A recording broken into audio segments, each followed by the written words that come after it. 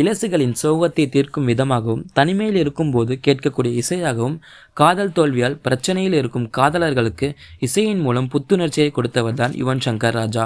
இவருடைய இசை பயணத்தை கிட்டத்தட்ட 16 வயதிலேயே தொடங்கியிருக்கிறார். அப்படி இவர் முதலாக இசையமைப்பாளராக அரவிந்தன் படத்தின் மூலம் என்ட்ரி கொடுத்தார்.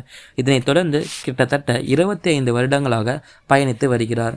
அது மட்டும் இல்லாமல் சின்ன பட்ஜெட் படங்களுக்கும் முன்னணி ஹீரோக்கள் நடிக்கும் படங்களுக்கு தான் இசையமைப்பேன் என்று இல்லாமல், கதை இவருக்கு பிடித்திருந்தால் அதற்கு ஏற்ற மாதிரி களமிறங்கி தூள் கிளப்பி விடுவார்.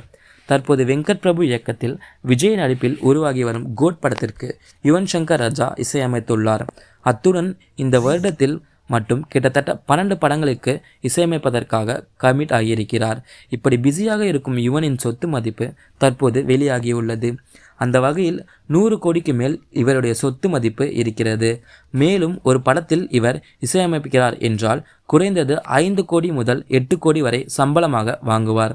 அதிலும் தற்போது பெரிய கூட்டணியுடன் இணைந்திருப்பதால் கோட் படத்திற்காக 10 கோடி சம்பளத்தை பெற்றிருப்பதாக தகவல்கள் வெளியாகியுள்ளது.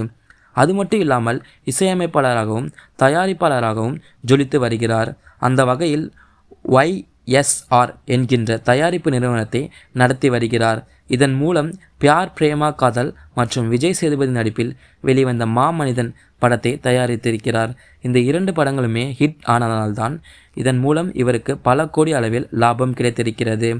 அத்துடன் Aston Martin, Vanquish, Mini Cooper, Benz, GL class போன்ற ஏராளமான சொகுசு கார்கள் வைத்திருக்கிறார்.